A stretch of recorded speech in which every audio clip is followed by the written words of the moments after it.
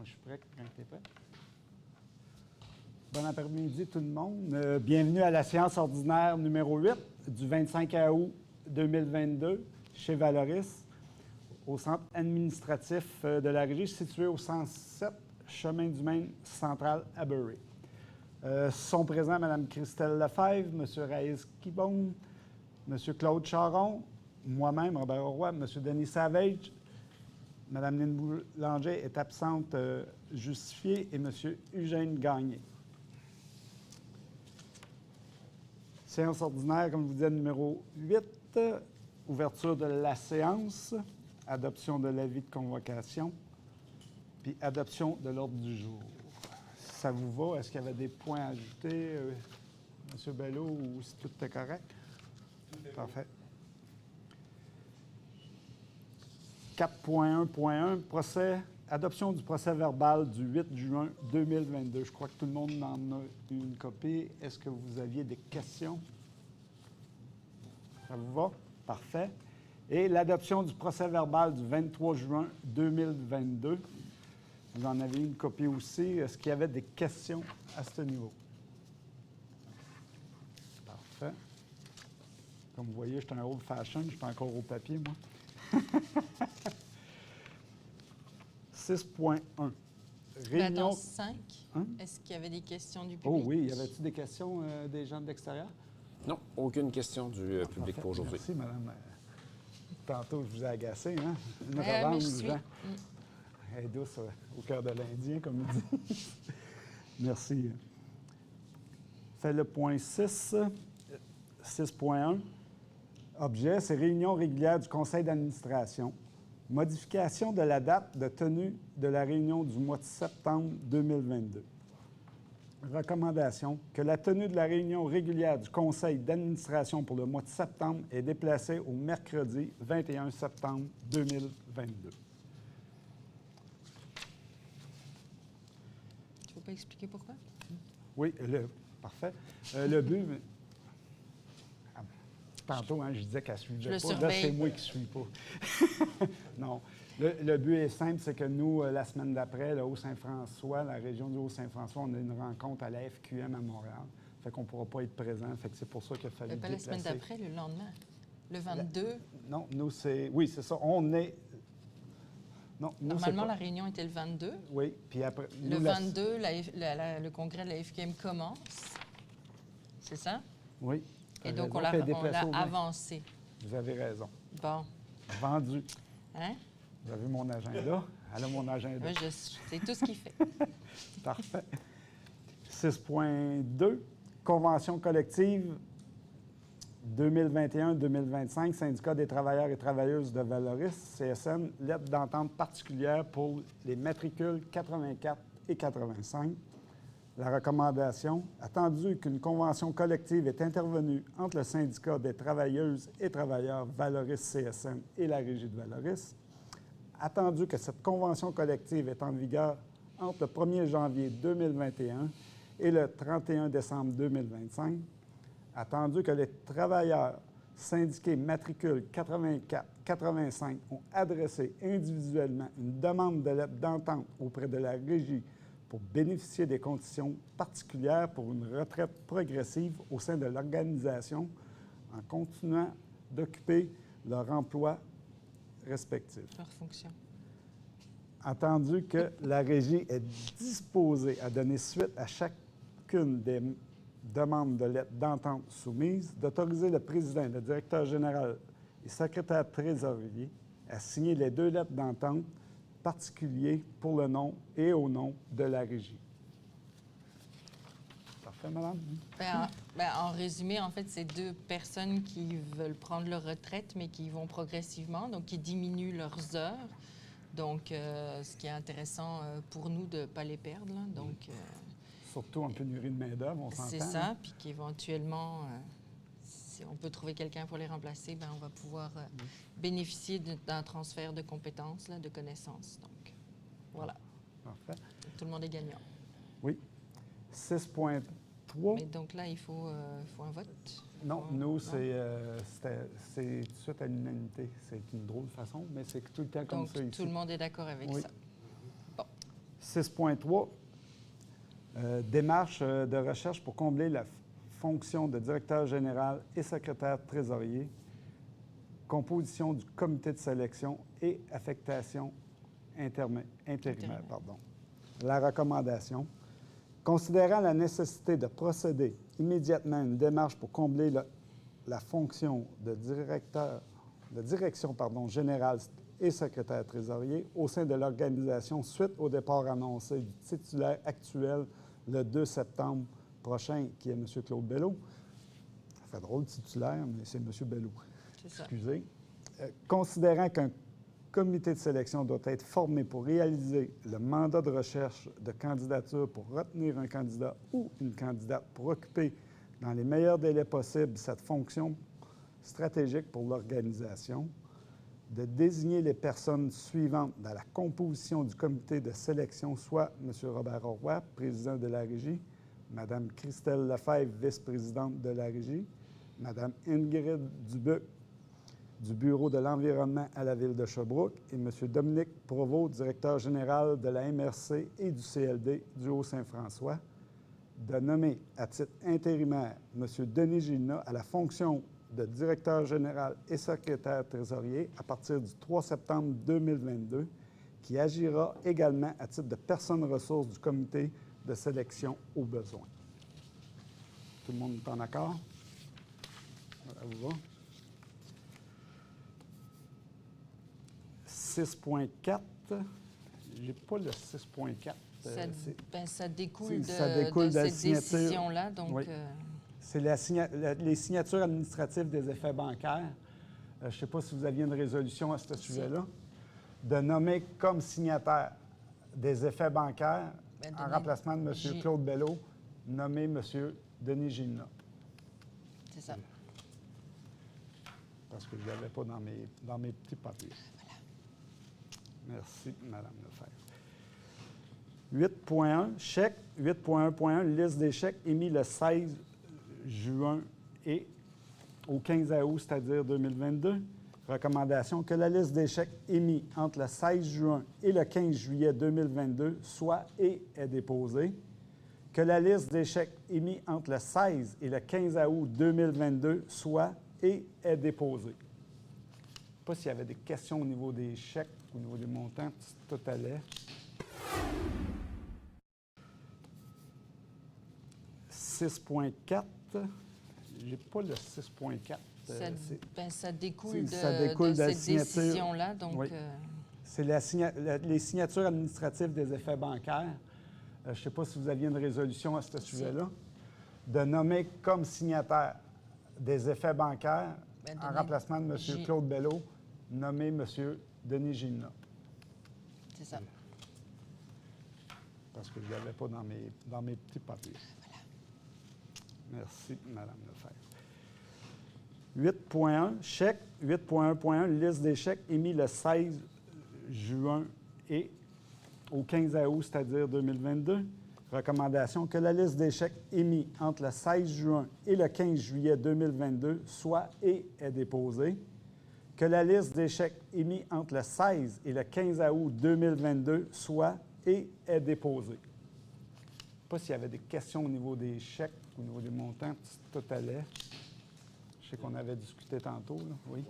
Sauf que moi, j'aurais une petite question, M. le Président. Je m'excuse de ne pas avoir allumé avant, là, mais il y avait, j'aurais aimé qu'il y ait le point qui était à l'atelier, le 6.5, le dépôt du rapport des 100 jours, devait se retrouver au conseil d'administration, à l'ordre du jour du conseil d'administration, puisque pour je le souhaitais dépôt. que ce document-là soit déposé aux archives et malheureusement, là, je dois avouer que ça m'avait échappé. Je ne sais pas si vous comprenez ce que je... Oui, mais pour moi, c'est adressé au CA. Ce n'est pas adressé au public. Ah oui. OK. C'est juste ça le Mais point. on peut le nommer qu'il y a eu le dépôt de... En fait, que M. Belleau nous a remis le document. C'est bon, Non. c'est bon. Oui. Sinon, oui. Là, on était rendu au point... Au 8.2, suivi budgétaire. OK, parfait. 8.2.1, Valoris, suivi budgétaire au 30 juin et 31 juillet 2022 du budget de fonctionnement 2022. Recommandation que le suivi budgétaire au 30 juin 2022 du budget de fonctionnement 2022 adopté soit et est déposé. Que le suivi budgétaire au 31 juillet 2022 du budget de fonctionnement 2022 adopté soit et est déposé. Je ne sais pas s'il y en a qui avaient des questions à ce niveau-là. Moi, je fais juste remarquer un élément.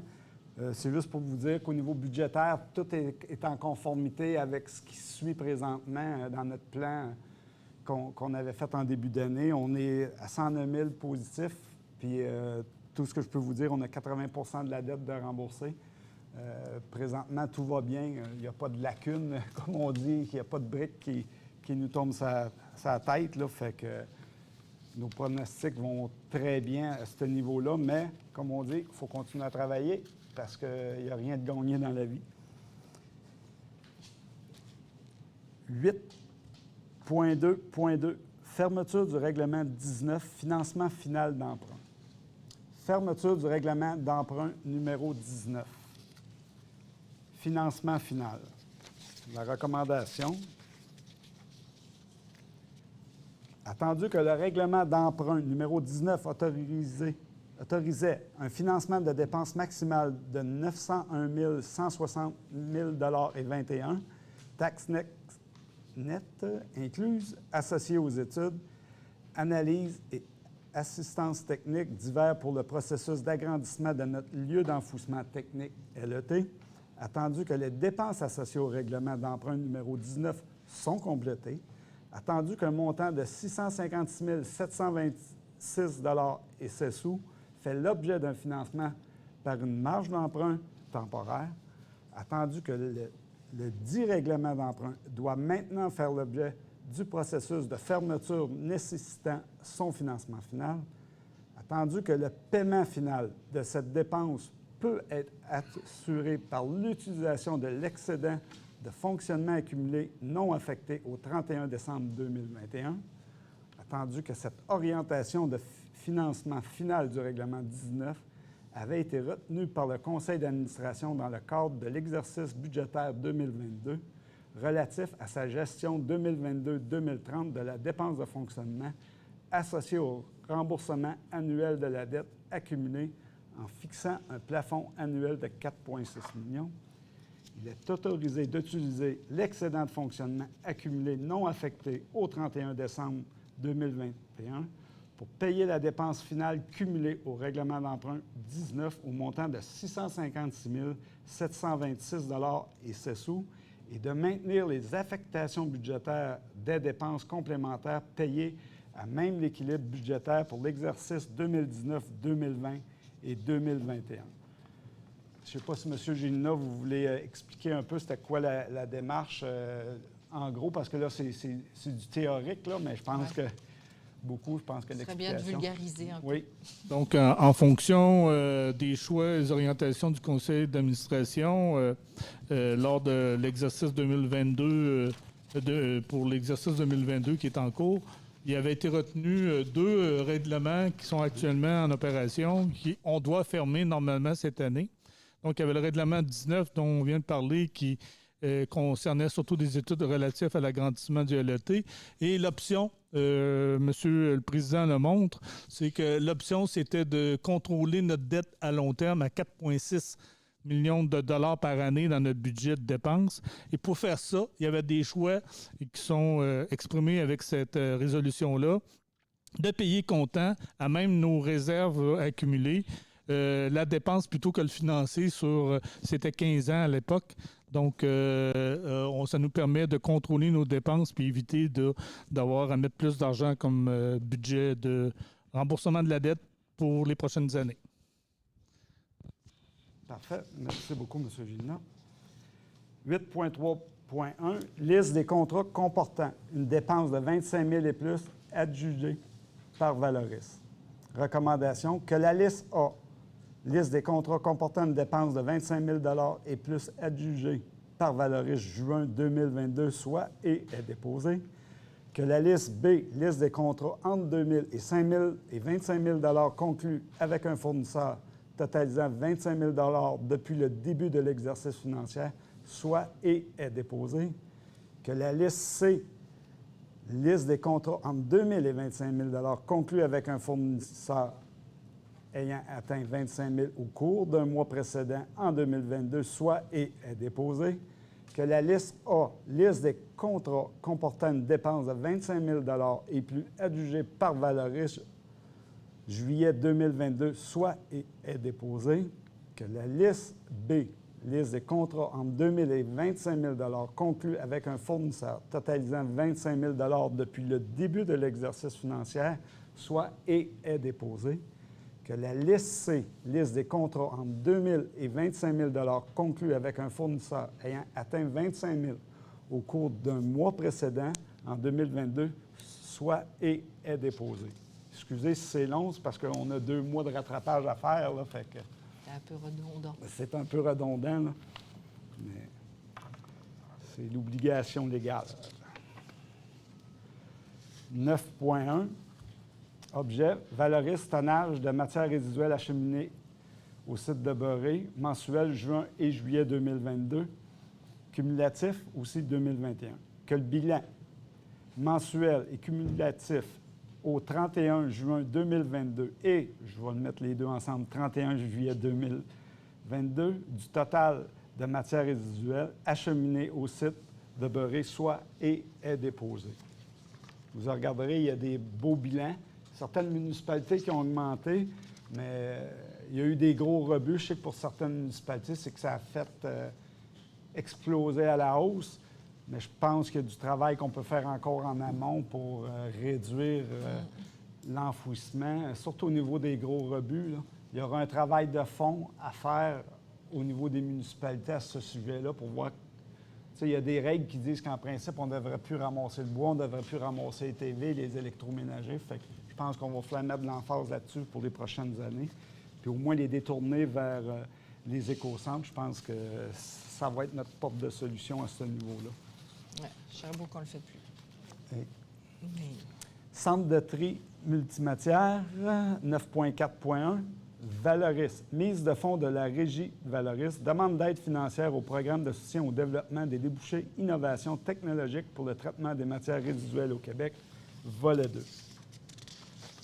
En gros, c'est pour le tri biomécanique, pour ceux-là qui, ici, on va faire, au moins on va nommer vraies choses comme on peut l'entendre, la recommandation, considérant que la Régie intermunicipale du Centre de valorisation des matières résiduelles du Haut-Saint-François de Sherbrooke a élaboré un projet portant le titre démonstrateur de la valeur ajoutée du procédé de tri biomécanique adapté au Québec comme outil complémentaire pertinent à la hiérarchie des 3 RVE à développer pour réduire significativement l'enfouissement des matières résiduelles, considérant que le projet sera déposé auprès de Recyc Québec dans le cadre du programme de soutien au développement des débouchés innovation technique pour le traitement des matières résiduelles au Québec, volet 2, administré par cette dernière, considérant que la Régie intermunicipale du Centre de valorisation des matières résiduelles du Haut-Saint-François et de Sherbrooke désire contribuer et investir financièrement dans le projet un montant de 1 523 400 $ conformément à la ventilation des dépenses indiquées dans la formule de demande d'aide financière auprès d'investissement. Il est résolu d'abroger la résolution 2022-06-23-10-69, d'autoriser la Régie intermunicipale du Centre de valorisation des matières résiduelles du Haut-Saint-François et de Sherbrooke, Valoris, à s'engager financièrement dans le projet par un investissement correspondant à un montant de 1 523 400 000 $, de transmettre une copie de la présente résolution à Recyc Québec afin de valoir à titre d'engagement auprès d'elle à concrètement injecter investissement aux fins de concrétisation du projet. Monsieur Géna, voulez-vous un peu dire c'est quoi la petite modification qu'il y a eu que Recyc Québec nous a demandé? Enfin, excusez. En fin de compte, c'était d'inclure les montants de tarification et de vente des matières recyclables à la mise de fonds qui avait été indiquée dans la première version de résolution.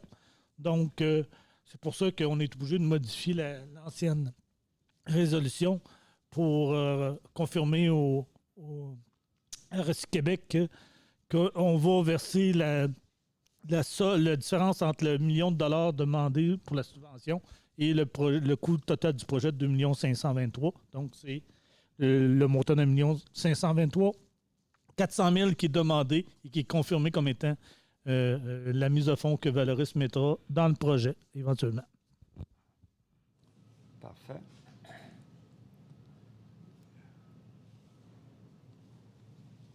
On peut dire que c'est à la demande de Recyc Oui, Québec à la que ça a demande. été fait, qu'ils voulaient une confirmation officielle du montant qu'on était prêt à s'engager dans le projet. Voilà. 10.1, avis de règlement et dépôt de projet du règlement numéro 5.8, modifiant le règlement numéro 5 de la Régie intermunicipale du Centre de valorisation de matières résiduelles du Haut-Saint-François et de Sherbrooke.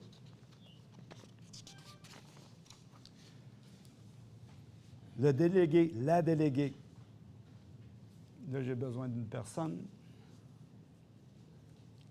C'est quoi pour... Madame toi? Christelle Lefebvre, donne l'avis. Je dois lire, c'est Oui, ça? c'est ça. Alors, prenez avis qu'à une prochaine séance du conseil d'administration sera présenté pour étude et adoption le règlement numéro 5-8, modifiant le règlement numéro 5 de la Régie intermunicipale du Centre de valorisation des matières résiduelles du Haut-Saint-François et de Sherbrooke, de manière à modifier les tarifs pour le traitement des matières CRD acheminées au site de la Régie situé à Bury. Parfait. C'est une nouvelle tarification. M. Gélina va l'expliquer. C'est, bien entendu, on invite le privé à venir nous rencontrer ou discuter par téléphone pour pouvoir être au courant des nouvelles tarifications. C'est ce qu'on regarde au niveau de la structure, ce qui se fait présentement. Fait que c'est des modifications à la tarification pour attirer le privé chez nous. Mais les promoteurs. Et les promoteurs. Les promoteurs qui veulent amener leurs résidus, c'est des nouveaux incitatifs. C'est ça, oui. M. Gélina? Oui, effectivement, c'est une nouvelle tarification qui est à la baisse par rapport à celle qui est appliquée à l'heure actuelle et qui fait en sorte que le client saura quel est le résultat de ses efforts qu'il consent en amont pour faire un meilleur tri. Au même titre que les villes le font avec les écocentres via la population. Donc, plus il va faire des efforts pour amener du stock une bonne valeur de valorisation, moins il va payer cher. Donc, c'est un intérêt. Donc, il va voir par la surcharge qu'on va associer à son coût de base il y a un gain s'il fait des efforts. Il va le voir, le gain directement, parce que la surcharge ne sera plus applicable. Donc, c'est en fonction, c'est en bas de 70 % de qualité moyenne. Là. Donc, on a un tarif entre 60 et 70 et entre 50 et 60. Au-delà de ça, plus bas que 50, c'est à l'enfouissement directement parce que le coût de l'enfouissement plus les redevances à verser ne permettent pas d'avoir un tarif compétitif pour attirer les gens. Merci beaucoup. Fait que j'invite tout particulier qui veut faire affaire avec nous au niveau du CRD. Puis en passant, on a, je pense, une récupération de plus de 90 % avec notre CRD. Puis on vous le dit, on est lead, première des choses. On a eu la certification auprès de Recyc Québec pour notre centre CRD. Fait que c'est un plus-value pour les promoteurs et le privé. Fait que je vous invite à venir nous rencontrer. Avant de terminer, un élément, M. Bello. Claude, je te remercie beaucoup. Ça fut 5 mois très, très appréciés du groupe. Tu sais, je veux dire, on a eu des belles échanges, on a travaillé sur les recommandations à venir en atelier de travail. Sois assuré qu'ils ne sont pas perdus. Excusez. Sois assuré qu'ils ne sont pas perdus. J'ai mon petit cartable, M. Claude Bello, l'analyse et autres de Valoris, ils sont ici. Je veux te rassurer que qu'est-ce que tu nous as parlé en comité de travail puis tout ça, on va le regarder. Je pense que vous avez eu des discussions avec les gens. Puis j'ai apprécié de travailler avec vous. Puis j'espère qu'on pourra peut-être travailler avec vous aussi dans le futur pour des projets similaires à Valoris. Fait que ce fut un grand plaisir, Claude. Un gros merci. Merci, Claude. Merci. Merci à tous. Sur ce, levée de l'Assemblée. Levée de l'Assemblée. Prochaine réunion, OK, oui. Le C'est 21 septembre à 9 h. Merci, madame.